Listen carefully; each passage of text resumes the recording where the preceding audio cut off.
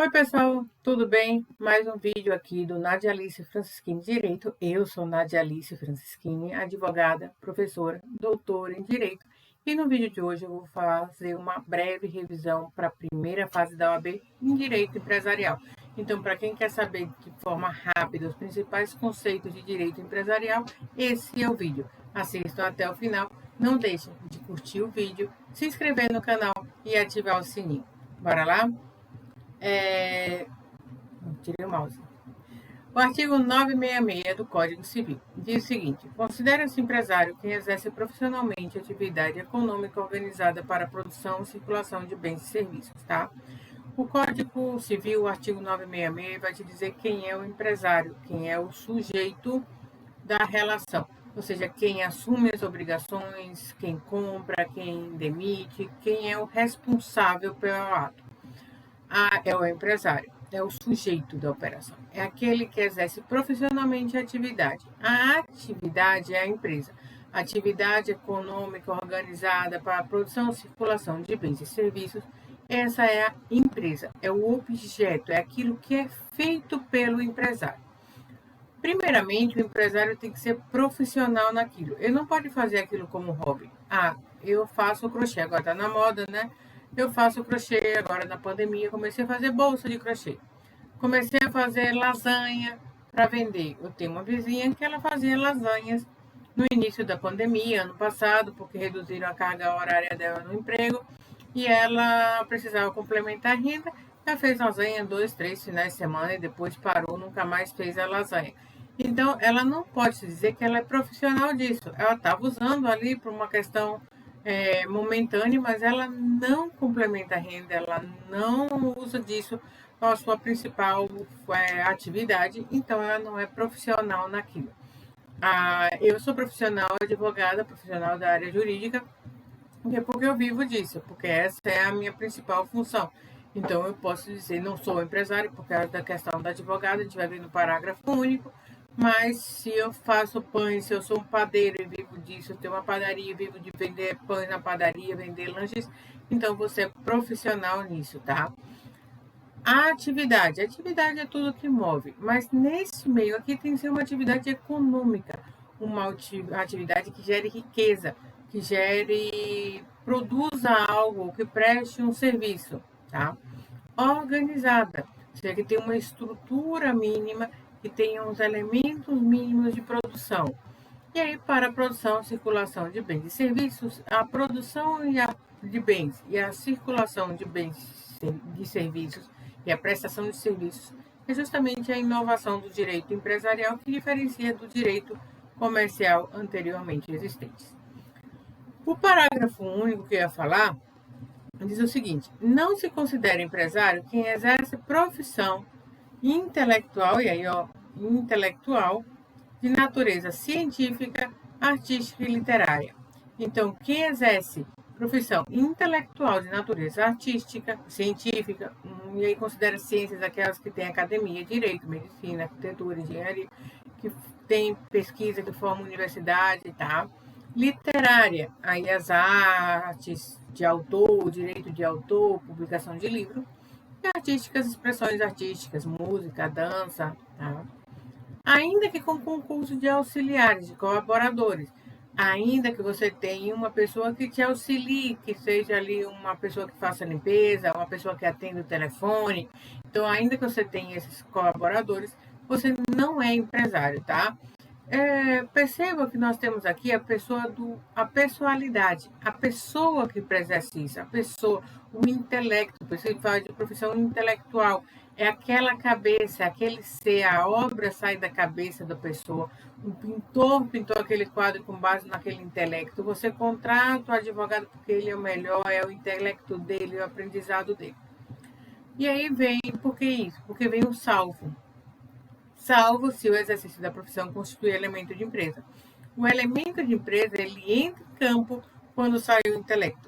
Se eu estou comprando, por exemplo, uma galeria de arte, e a galeria de arte não vende só de um pintor, mas vende de vários pintores, e ele não vive da obra dele, mas ele vive de vender dos outros pintores, então não tem um intelecto na produção da arte, eu saio. do elemento intelectual e entro no elemento de empresa. Então, o pintor é um artista, ele não é empresário, porque tem a parte intelectual dele fazer a arte. Já uma galeria de arte, você tem o intelecto não da pintura, mas assim da venda. E aí você já entra na parte geral da circulação de bens, e a circulação de bens é uma atividade empresarial. Então você tem um elemento de empresa, ok? Nós temos 3 tipos de empresário: o empresário individual, a EIRELI, que há quem diga que a 14.095 matou a Eireli. Para mim, quem matou a Eireli foi o Estatuto do Micropequeno Empresário, não. A criação da sociedade limitada unipessoal, tá? Mas eles ainda existem no código, ainda tem a previsão. E a sociedade. Então, são 3 tipos de empresário: empresário individual, a Eireli, empresa individual de responsabilidade limitada, e a sociedade empresária. O primeiro empresário, o empresário individual, a pessoa física que exerce sozinho a atividade, tá? Ainda que ele tenha CNPJ, mas o CNPJ é só para fins de arrecadação tributária separada. Então, o empresário individual tem CNPJ regular, ele vai ter CNPJ, ele vai ser inscrito na Receita Federal, ele é inscrito na Junta Comercial, ele tem NIRI, ele tem CNPJ, mas isso é para fins de arrecadação tributária, porque o ICMS da atividade vai ser recolhido no CNPJ. O ISS da atividade vai ser recolhido no CNPJ, mas isso não faz com que ele mude a estrutura de pessoa física. É ele, pessoa física, é ele, João da Silva, é ele, Maria, é ele quem está exercendo a atividade, tá? Essa pessoa física deve ser maior capaz, tá? Não tem impedimentos legais, ou seja, não tem nenhuma vedação jurídica que o impeça de ser empresário. O advogado, sim, ele tem impedimento. Por força do Estatuto da OAB, a atividade advocatícia não é empresária e o advogado é incompatível. A atividade é incompatível com a atividade empresária. Então, o advogado não pode exercer a atividade empresária individual. Assim como o militar, o servidor público, pessoa com manos públicos, ele também não pode exercer essa atividade empresário individual. Ele não pode ser responsável pela atividade, ele não pode exercer por sua pessoa física, sobre o seu nome, sobre o seu rótulo, sobre a sua responsabilidade de atividade empresarial. E já que a pessoa que é o empresário individual assume por sua responsabilidade, há obviamente a confusão patrimonial. Então, eu vou ter a confusão entre o que é o patrimônio da empresa e o que é o patrimônio da pessoal dele. Posso ter, no caso do empresário regular, só o regular, pode ter um patrimônio de afetação, tá? O patrimônio de afetação é quando ele, empresário, diz, ó, esses bens são da atividade empresarial, esses bens são da minha vida pessoal. Esse patrimônio de afetação, ele não resolve a confusão, mas ele cria preferência. Então, se eu tenho um patrimônio de empresário individual que ele afetou o imóvel do galpão para a atividade empresarial, então, para as dívidas decorrentes da atividade empresarial, primeiro o galpão. Eu não posso buscar outro bem se o galpão está ali disponível. Quando o galpão não estiver mais disponível, é aí que eu avanço sobre o resto do patrimônio. Então, o patrimônio de afetação, ele cria uma preferência sobre o patrimônio afetado. Mas só pode ter patrimônio de afetação o empresário regular, ou seja, o empresário que tem registro na junta comercial, tá? O outro empresário é a Eireli, aí que algumas pessoas dizem que a 14195 de 2021 criou a extinção da Eireli, porque a 1495 determinou que todas as Eirelis existentes até a data da entrada em vigor da lei serão convertidas obrigatoriamente para a sociedade limitada unipessoal. Só que ela não revoga a Eireli, então o 980A continua em vigor, só que as Eirelis existentes são convertidas automaticamente. Há quem discuta que que isso é um ato único e que após a entrada em vigor eu posso fazer nascer uma Eireli nova. Isso ainda está muito em discussão, lembrando que esse vídeo está sendo gravado agora em setembro de 2021. Você tem uma semana que a lei 1495 entrou em vigor, tá? Então há muito ainda que ser discutido. Falando da Eireli, porque pode cair na próxima exame da OAB ainda, tá? A Eireli, empresa individual de responsabilidade limitada, é uma pessoa jurídica unipessoal, certo? Ficar atento aí a algumas questõezinhas que só pode ter um titular, pessoa física ou jurídica. Se for pessoa física, só pode ter uma Eireli, tá? A responsabilidade do membro da Eireli é subsidiária e limitada, é limitada ao capital investido.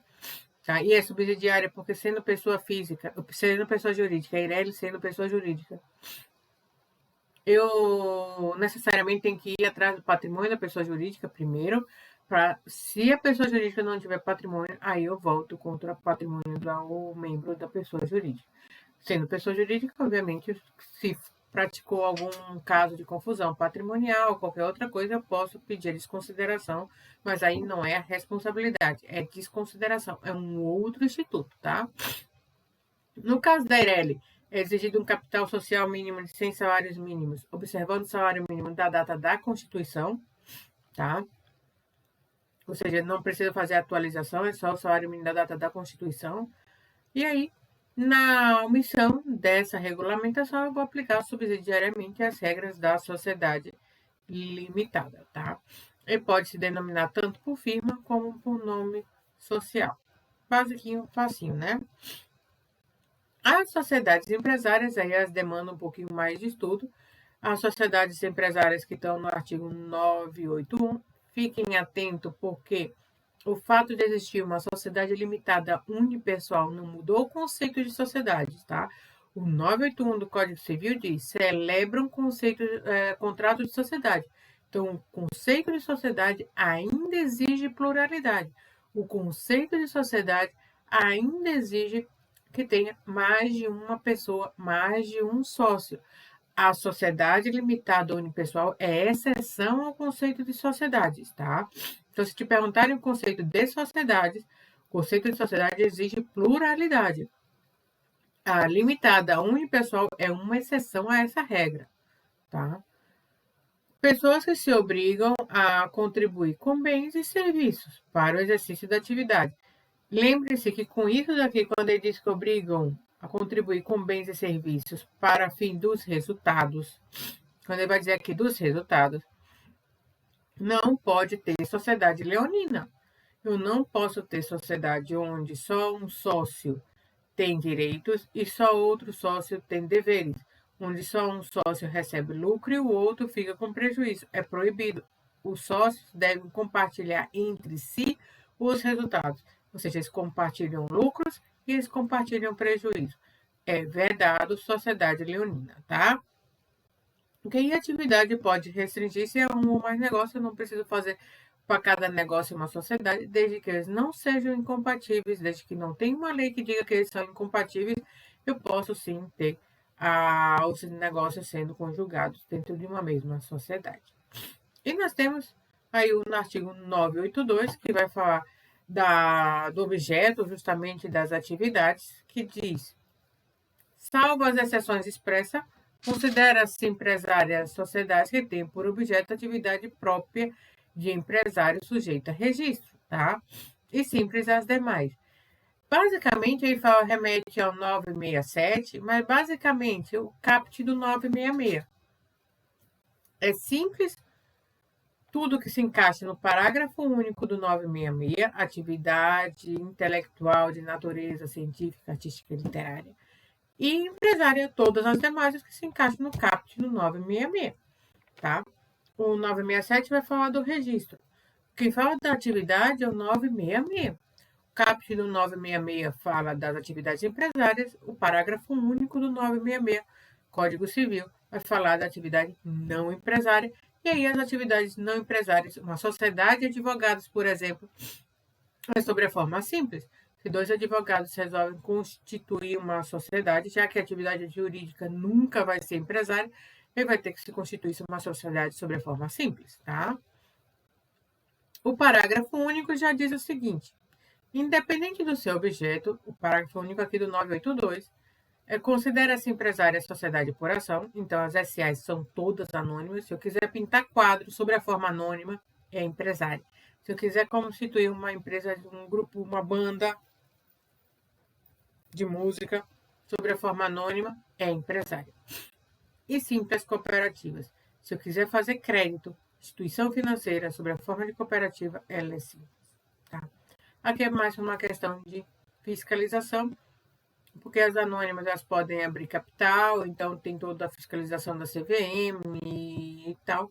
E no caso das cooperativas é para evitar que se bula a legislação do trabalho e outras normas específicas relativas às cooperativas. Tá? O artigo 984 também é outro artigo importante das sociedades das sociedades em geral, que a gente precisa prestar atenção, que fala exclusivamente do empresário rural, tá? E aí uma questão que vira e mexe sempre cai na OAB, o empresário rural. O empresário rural, a princípio, ele não é empresário, mas se registrar na junta comercial, ele para-se a empresário, tá? E aí o 984 diz que a sociedade que tenha por exercício de atividade própria de empresário rural e seja constituída ou transformada de acordo com os tipos empresários, pode, com a formalidade de 968, requerer inscrição no Registro Público de Empresa Mercantil, vulgo, junta comercial, da sua sede, caso em que depois de inscrita. Então, depois de inscrita, ficará equiparada à sociedade empresária. Então, isso quer dizer que antes de inscrita, ela não é empresária. Depois de inscrita, ela é empresária. Antes de inscrita, ela é uma sociedade inscrita, ela passa a ser uma sociedade empresária. Nada de equiparada, tá? Mas, para todo fim, é uma sociedade empresária. O registro da minha sociedade, tá? Ela deve ocorrer antes do registro da sede da atividade. Uma sociedade sem registro é uma sociedade despersonificada. O registro, uma sociedade personificada. E aí, com o registro, a exemplo da Irélia, tem a separação patrimonial, que é o patrimônio da pessoa jurídica, e o que é patrimônio dos sócios, tá? Não há pessoa jurídica sem o registro, só o registro faz nascer a pessoa jurídica. Eu tenho sociedade sem registro, mas pessoa jurídica não. Eu tenho sociedade despersonificada, mas eu não tenho pessoa jurídica despersonificada, ok? Posso ter desconsideração da pessoa jurídica, no caso aí tanto da Irélia quanto da sociedade, sempre que houver um dos casos previstos na lei. Lembrando que nós temos duas teorias, a teoria do Código Civil, que é a teoria maior, tá? Ela é mais, tá ao contrário aqui, tá? É menos rigorosa. Na verdade, ela é mais rigorosa porque tem mais requisitos. Ela obriga mais requisitos para a desconsideração. Ela obriga mais provas para a desconsideração. Tá certo aí. Na teoria menor, é menos rigorosa, tem menos requisitos por causa da proteção do consumidor. O consumidor ele tem uma proteção maior proteção. Então, exigem menos requisitos para desconsiderar no caso da defesa do consumidor. Então, se houver caso de infringir direito do consumidor, o consumidor tem que provar menos coisa, por isso é menos rigorosa, ela traz menos requisitos.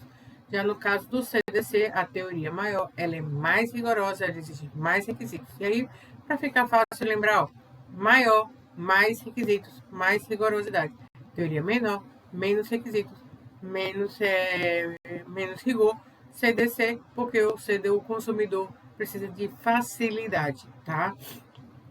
No Código Civil não exige essa facilidade, beleza? E aí os tipos de sociedade, nós temos 7 tipos de sociedade.